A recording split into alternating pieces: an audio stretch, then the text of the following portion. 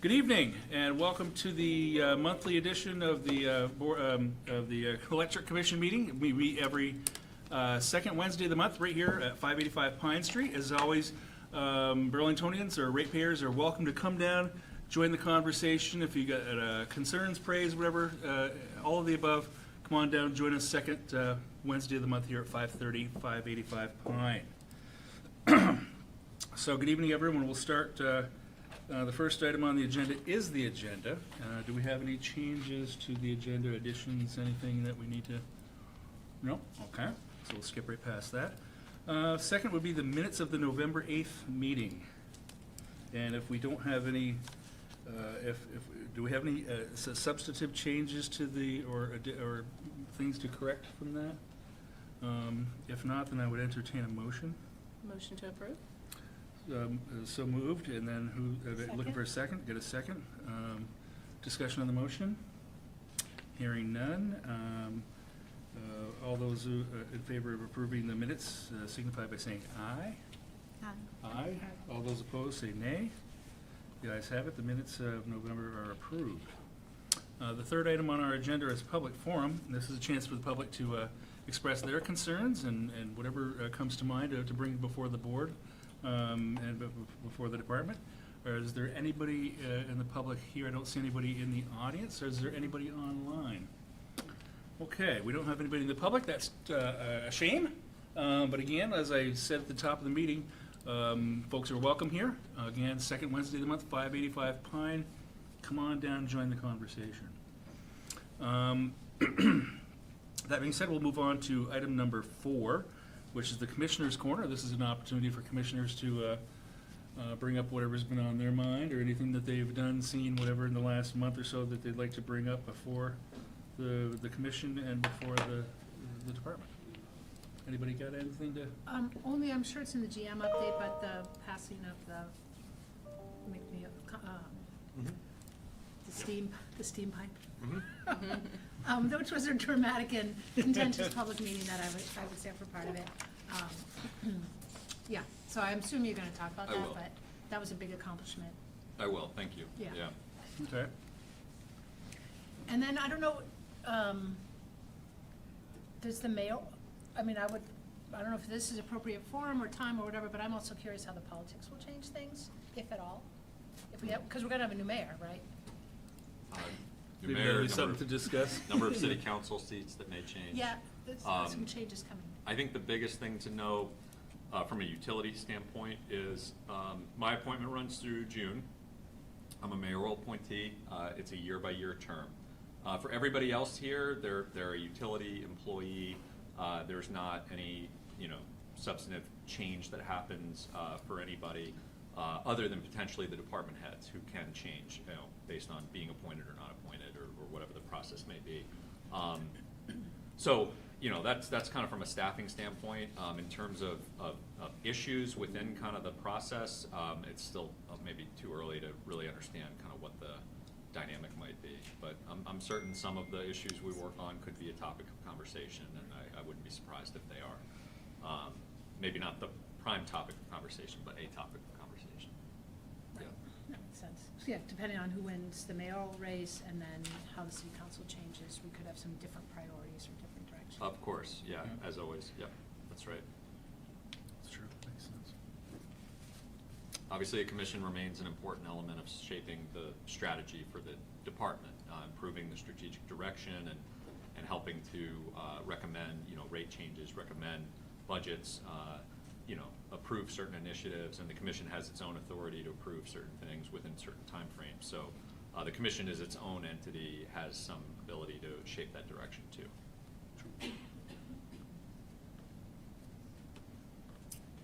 Anything else for Commissioner's Corner? Going once, going twice. Okay. All right, thank you. We'll move on to item number 5 on our agenda, and that's the GM update. And I'll hand the mic over to General Manager Springer. Thank you. I note that Chair is very festive today, and we had our employee fund committee holiday party. I'm pleased that you could join us for that. Yeah. I was only able to join for 5 minutes, but You missed the ugly sweater. yes, I missed that. I did. I also wanted to note, just from a schedule standpoint, I'm going to try as best as possible to leave by 6:40 to make a family engagement. But I think our agenda works well within that time frame anyhow. So I'll start with district energy. It was part of the report. We are pleased, obviously, that was passed. November 20th was a intensive and well-discussed item. We appreciate that the council advanced it. We'll be working over the coming months on the energy service agreements that need to be worked out with the customer and the district energy nonprofit, which is the step before taking it to the permitting process. So there will be some work that's less high profile but still important taking place there. In addition, the resolution had a number of different action items within it.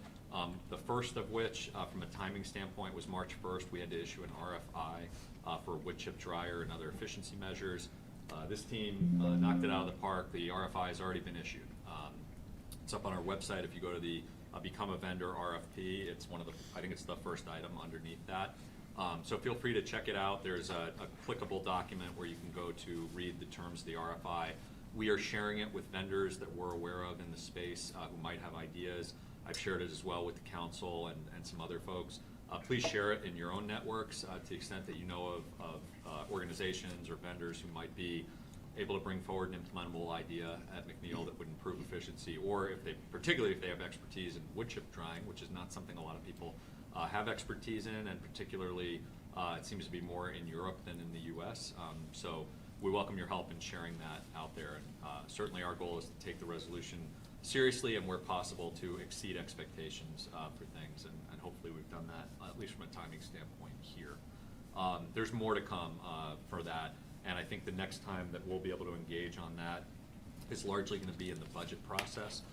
We have a couple items that we need to include in the budget related to that. So you'll see that when we come to it in April and May. Also, same meeting, also an intensive process that came to a conclusion was the carbon fee ordinance that was passed. It's going to be implemented starting on January 1st. We did have at the very last council meeting, it was very late, so I don't know how many people saw it, Councilor Bergman introduced a resolution that was referred to the TUC to have another ballot item on town meeting day 2024. We raised concerns in that meeting because we haven't engaged in the type of process that we typically engaged in before the last successful ballot item. We had a 6.5-month process where we worked with the stakeholders who would be affected, where we went to all of the MPAs and shared ideas and took feedback. We held a public meeting where we took feedback and shared ideas. We worked with the Building Electrification Institute to do different analyses of different building typologies using real-world data from our energy services team and modeling what the impact of different options would be from both a capital and an operating cost. None of that's happened here, which is why, in part, we raised concerns. In addition, the ballot language that was proposed is not only limiting to extending the current program to new buildings, but actually would open again the questions of which fuels qualify and what the fee should be for new construction and for buildings over 50,000 square feet, an issue that we literally just settled on November 20th and that is being implemented January 1st. And so I have a concern from a policy stability and planning and practicality standpoint of changing the rules of the road that soon, without having implementation experience. So we raised those concerns. The question's been referred to TUC.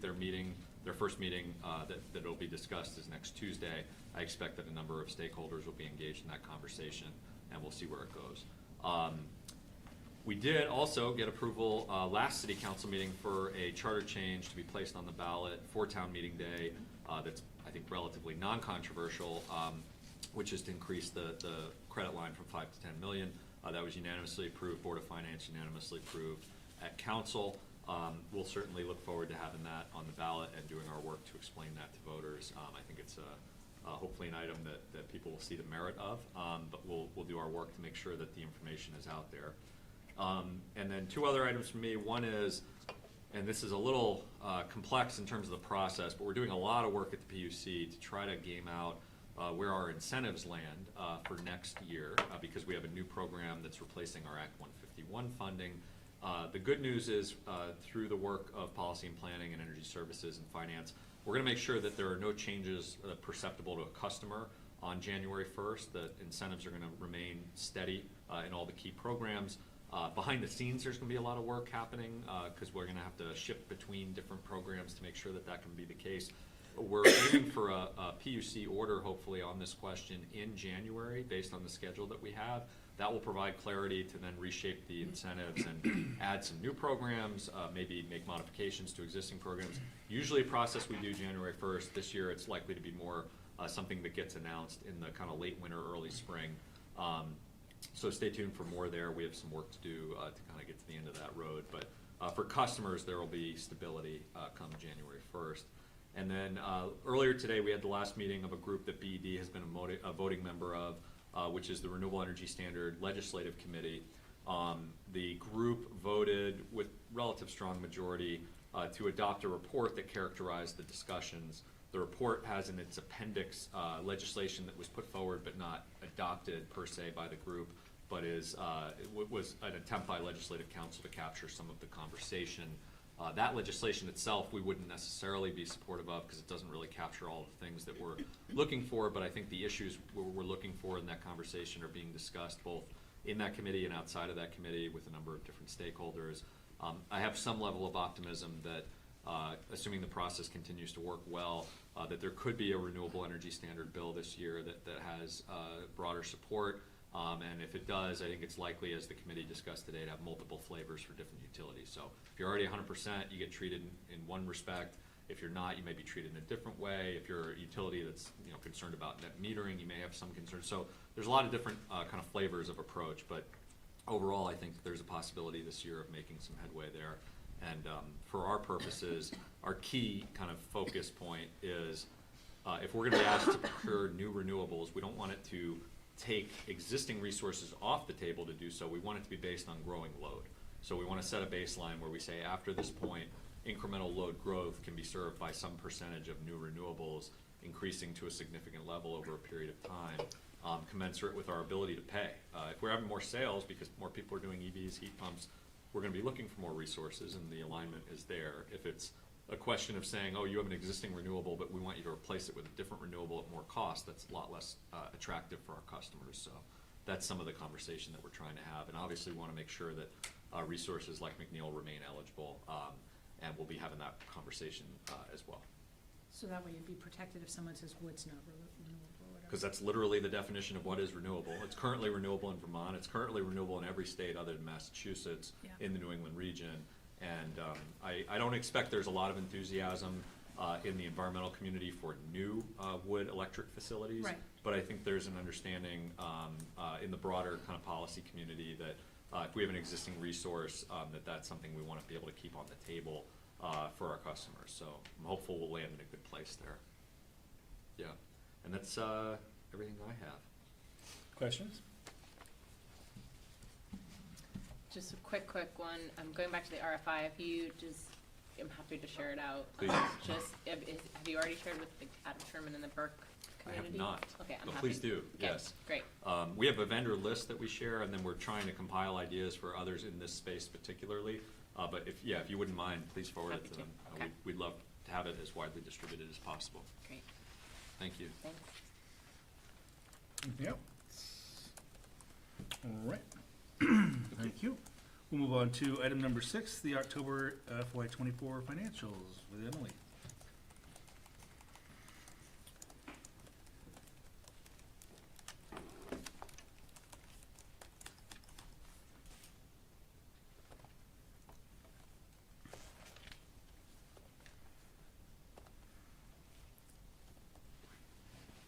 We're only 15 minutes ahead. I don't know if you have the same commitment I do. No, We did last but year. we're trying to. Yeah. I remember that last year. Yeah.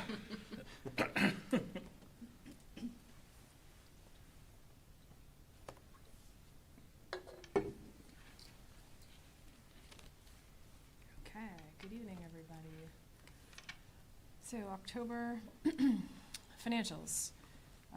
We had a,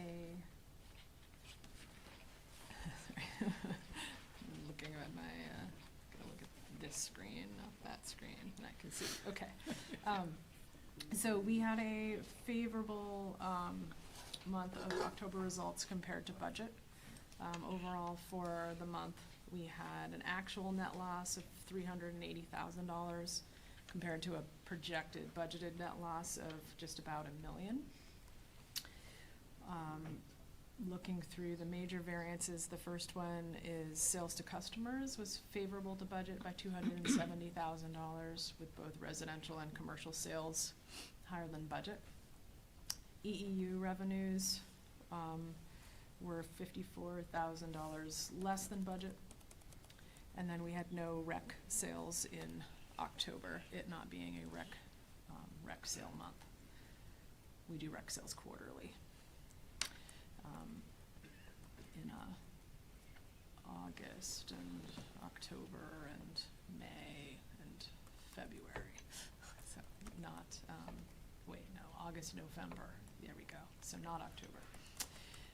So then moving down to expense, net power supply expense was favorable by $404,000 overall. That is made up of a few puts and takes. Fuel was favorable by just under $500,000. McNeil was offline the entire month. Some of that due to finishing up an outage, some of that due to poor economics, and wanting to build wood supply for the winter when we hope prices will improve. The GT fuel was over budget. We were called a number of times. But the relative cost of GT fuel is not enough to offset the favorable fuel variance from not running McNeil. Does everyone know what the GT? Gas turbine, So it's a So that's the basically peaker. it's a jet engine down on the waterfront.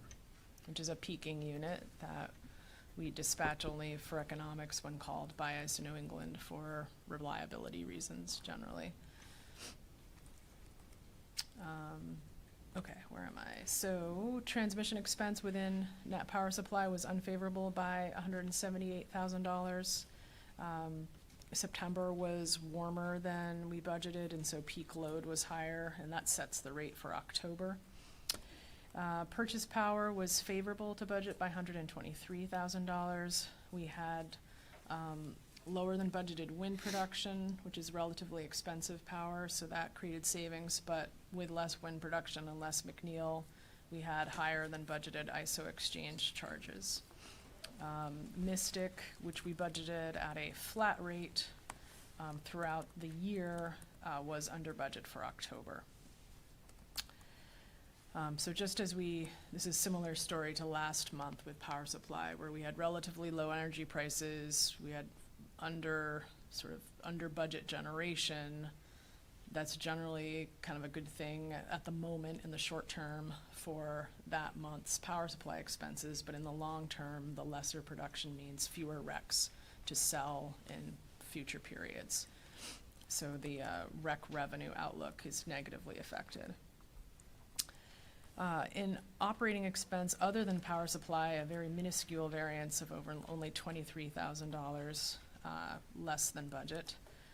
And other income was up only by, why did I say 25,000? I think I'm reading the wrong notes. And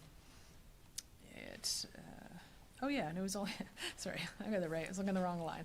Other income and deductions, only a $25,000 variance in this month.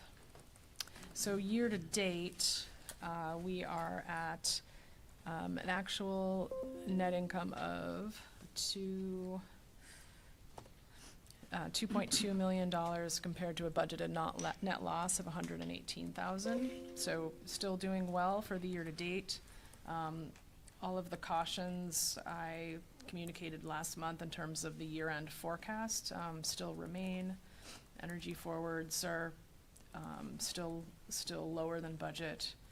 We saw some decent pricing earlier this month when McNeil was running, but as the weather's warmed up, prices have fallen. So you can see quite a big difference in energy prices between 19 degrees or 20 degrees here or in Boston and 33 degrees or 35 degrees even. Any questions on the income statement summary? Just to be super clear, year-to-date is the fiscal year, right? Correct, yeah, Okay. since July 1. Yep.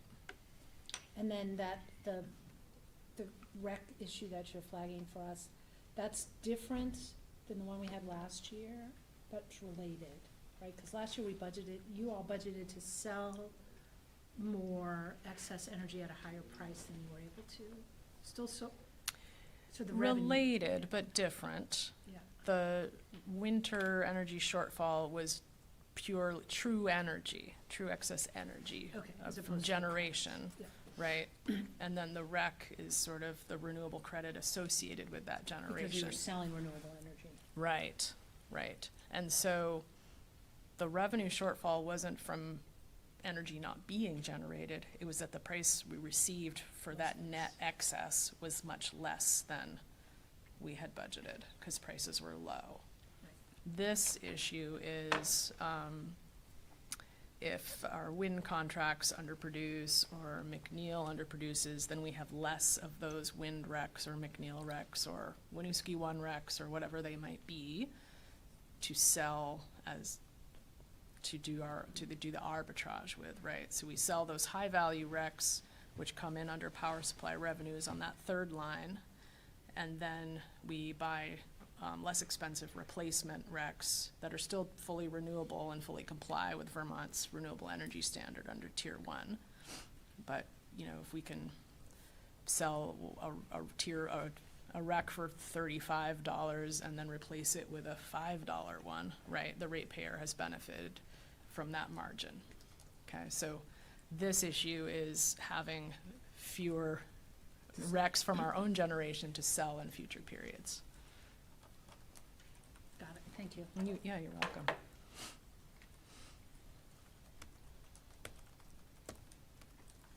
All right, moving on to capital spending. Overall, we've spent about 19% of the yearly capital budget of just under $11 million. Spent $2 million in October year-to-date out of a budget for that period of $3.2 million. Usual factors here of timing and supply chain and, you know, kind of adjusting projects based on current needs. So we have a very strong cash position for October 31st of $11.4 million. The finance team and I have dug into this, and it appears just to be coincidental timing of customer payments and deposits with accounts payable. And so I've checked, and it looks really amazing. But for November 30th, we're kind of back more in the $7-8 million range where I expected this number to be here. It's just, yeah, timing, pure timing. So overall, our kind of key metrics for the year to date at this point, 4.48 for the debt service, 1.44 for the adjusted debt service, and 122 days cash on hand.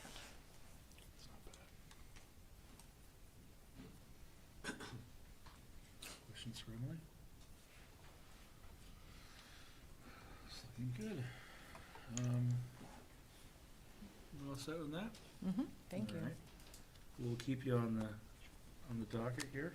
Next item up would be the Energy Assistance Program permanent rate approval Which will be James. with, okay, well, James is up then, all right. And Darren's giving me 38 seconds, so I'm going to talk like talk like a radio announcer. The request in front of you is to, we have a currently, I forget we have new commissioners. We have an energy assistance pilot rate, which was issued under the pilot rate authority that was granted fairly recently through statute, that will expire on February 1st. And that is a 12.5% discount to customers at or below 185% of federal poverty level. So that's in place right now. If we do not file to make that a permanent tariff, it will expire and go away on February 1st. Okay? So we are proposing, and we thought we had 45 more days than we do. There's a bit of, it's a new thing, no one's used it yet, so it's our first time doing it.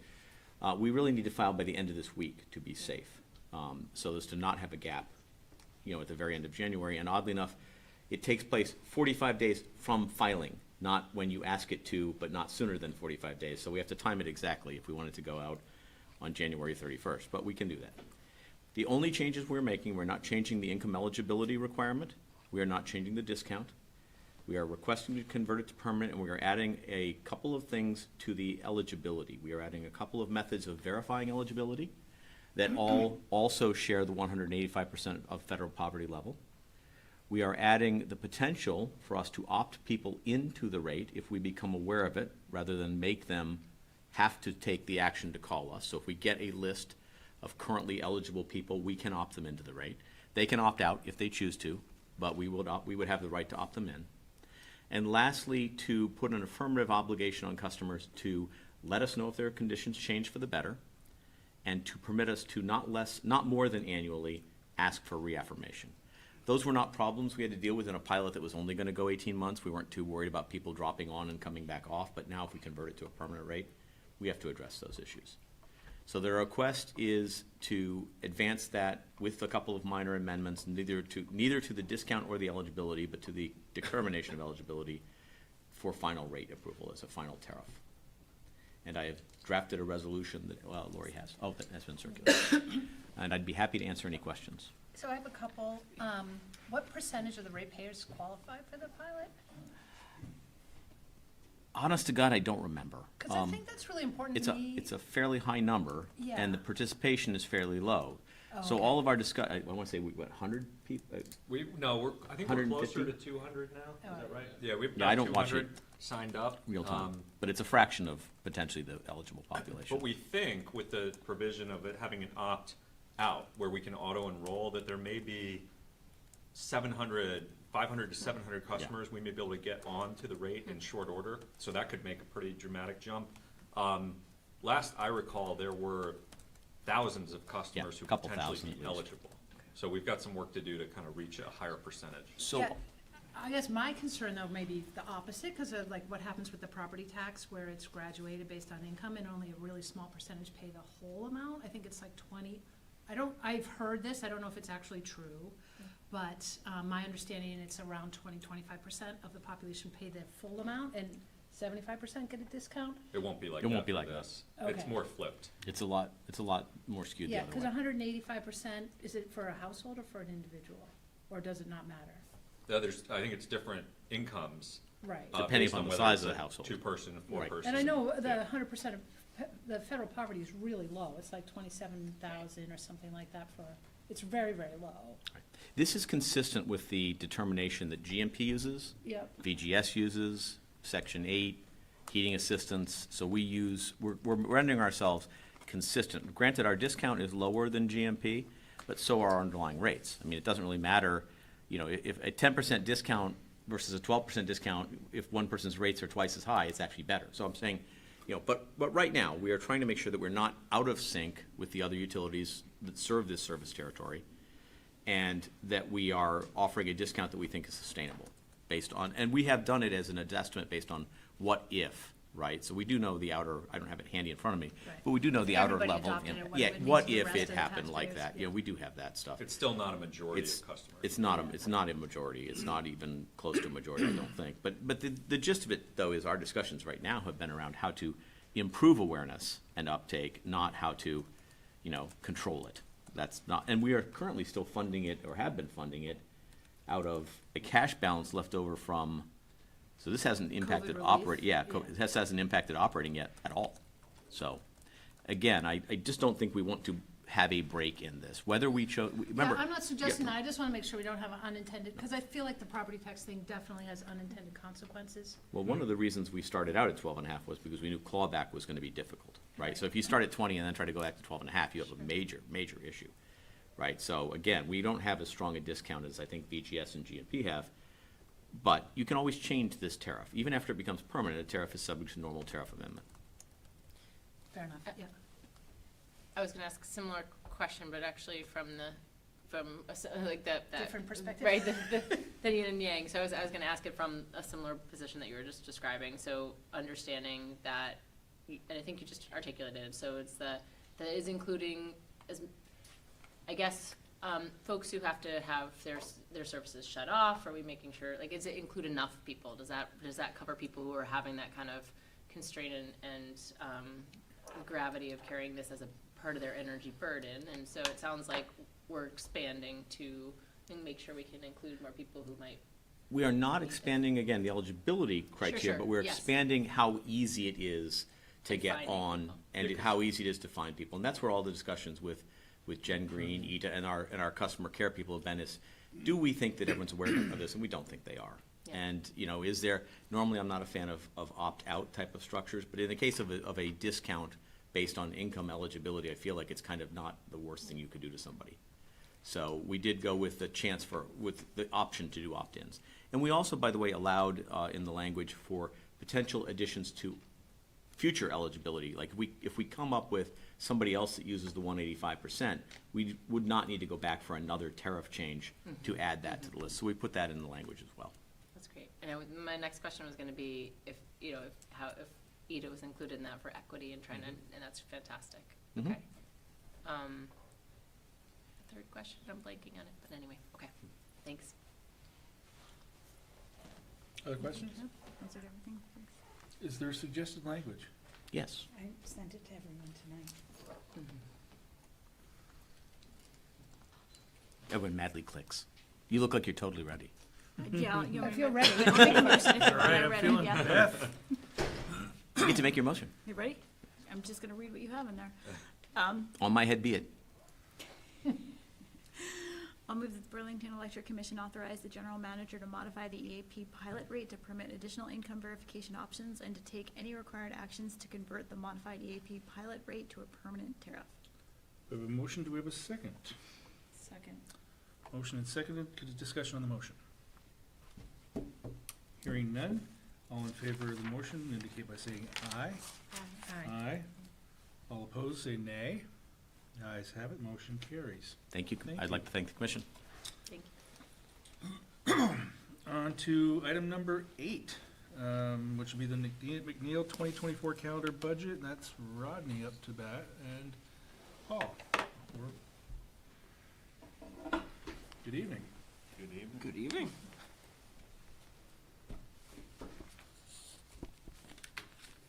So proposing the calendar year 24 budget.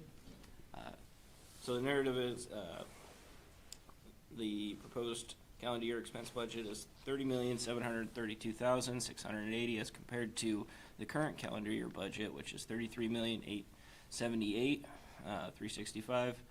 The decreased majority of it can be explained by the fuel expense budget.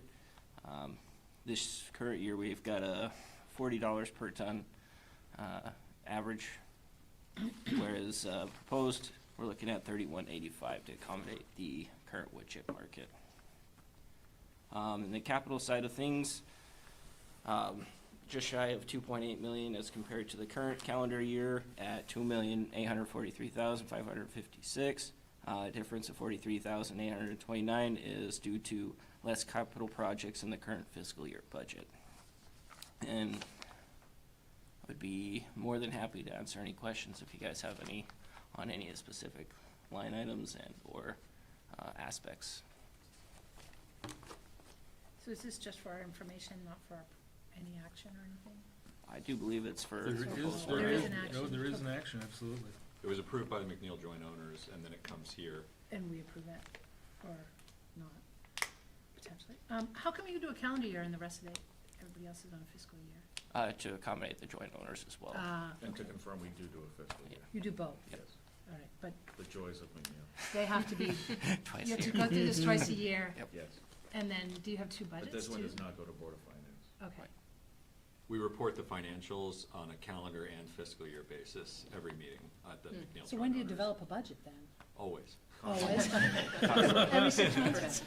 Literally. Continual. Yeah, I would think, because you're doing your fiscal 25 budget now, Yeah, right? there's 6 months overlap. And then you'll do your calendar year budget. Excuse me. Anyways, okay, fair enough. Never-ending joyful cycle. So just, did the price of wood just, I mean, Um, that's an incredibly, Right, and we are starting to lucky see a little more circumstance. favorable, obviously, previous discussions that we've had with you where we saw some challenges coming out of, obviously, the pandemic, labor shortages. We are starting to see those ease up, and we feel a little more comfortable with getting back to some normalcy. And our incentive is drastically lower. Yes. So we had a significant wood chip price per ton incentive last fiscal year, given the diesel prices. Just that's it. Other questions for them?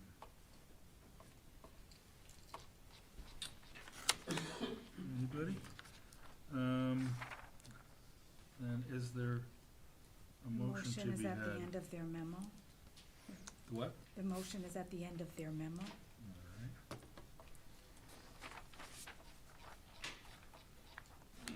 The very last thing I had was financial stuff. Yeah, I don't see it either. Yes, I don't see it. I do not see it. Isn't it at the end of the memo? No. Oh, it's to accept the budget as presented. It says FY '24, is that what we're talking about? Calendar. Calendar year '24. Yep. Okay, I motion that we accept the, calendar year budget, calendar 24 budget For McNeil. from McNeil. We have a motion on the floor, do we have a second? Second. Motion and seconded, discussion on the motion. Hearing none, all those in favor of the motion indicate by saying aye. Aye. All those, not in favor of the motion, say nay. The ayes have it, motion passes. Thank you. Thank you. That was painless. On to, we're getting there. We're on to number 9, the SCADA ADMS system. And its upgrade or, yeah, talk to us about that. Yes, good evening. Obviously, my name is Munir Kasi. I'm the manager of engineering and utility services. And with me is Paul Nato, director of engineering.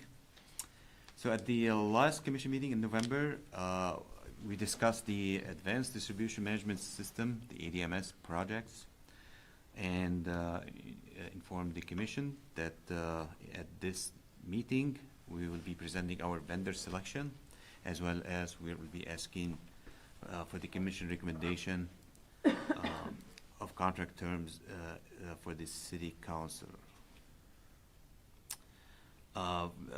Since then, we have selected our vendor. Surveillance Technology is the vendor that's going to be providing our ADMS projects. And the memo in your packets describe the business need for the ADMS projects, the vendor selection process that we followed, the negotiating pricing, and the agreement BED would execute with the selected vendor Surveillance. If so authorized, obviously, by the city council. If you have any questions, we'll be happy to answer, and if not, we are asking the commission to vote to recommend that the city council approve a resolution authorizing BED to execute a series of agreement with BED's chosen vendor for the ADMS software Surveillance Technology to purchase and implement the system over the next several fiscal years, subject to the inclusion of the planned purchases in BED's approved budget for each relevant fiscal year. And the motion is included in the packet in the last, I believe, the last page. I think that one is there. How many bids did you get? We had 4 complete bids, yeah. Good.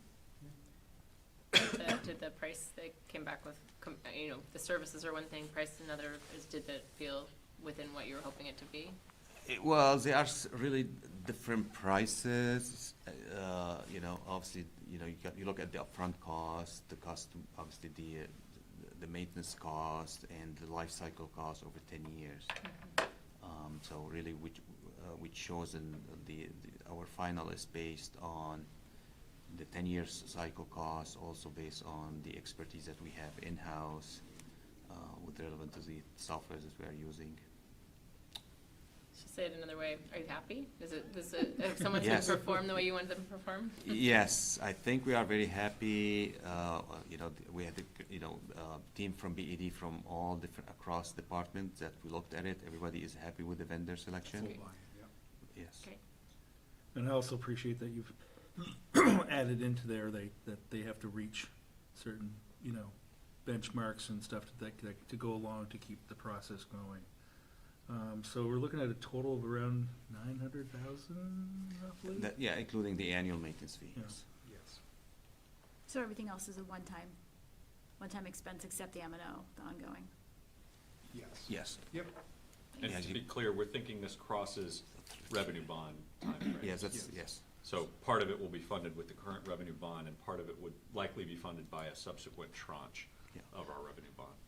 And the phase one, which is in this fiscal year, is gonna start would be the SCADA projects. Yeah. And then phase 2 and 3 will be future fiscal year 25-26 timeframe. That will be the OMS and DMS as we discussed at the last meeting. Obviously, the final schedule will be finalized, once we start meeting with them and going over the, Q&A and answer their questions. Questions?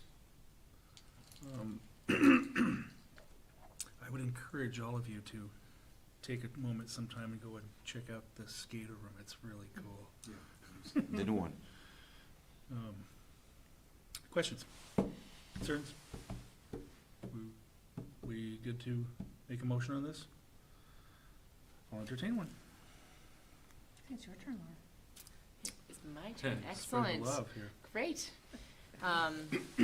So motion to recommend that reading of this motion right here, as it states, to recommend that the city council approve a resolution authorizing the general manager of BED to execute with Surveillant, a software license agreement, a sales implementation services agreement, and a support and maintenance agreement to purchase and receive associated implementation, support, and maintenance services for an advanced distribution management system at fixed, not to exceed prices, subject to review and approval of the city's attorney's office and subject to appropriations for each relevant fiscal year. We have a motion on the table. Do we have a second? I'll second. Motion and seconded. Discussion on the motion. Hearing none. All those in favor of the motion indicate by saying aye. Aye. All those opposed indicate by saying nay. The ayes have it. Motion passed. Thank you, gentlemen. Thank you. Appreciate it. On to the last thing, I believe, on our schedule, so that General Manager Springer can get to his concert, is the Commissioners check-in. Any last thoughts, concerns, issues? So one quick one, seeing you guys just come up here, reminded me about the street lighting issue, and, sorry, gotta go. Never mind. And I think one of the things that we talked about at the end of last summer, was that we would try to be a little more proactive with engagement and let people know that street lighting was coming, so I don't know if you've thought about that, made any progress on that, identified which streets and areas would get updates to their street? Yeah. We can, or we can talk about it in January too, if it's more than 5 minutes, but, Just very briefly, Yeah. Most of the maintenance that we've had to do, where we've replaced some streetlights already existing in the city, we've moved through quite a bit of our budget for the year. So actually, we have not addressed a lot of, You're not at the mic. oh, sorry, let me move up to. You project well, but Maybe they can't. Excuse me. Hear me. Excuse me. So, the street lighting budget has been, quite a bit of charges have come out of replacing lights that have failed around the city.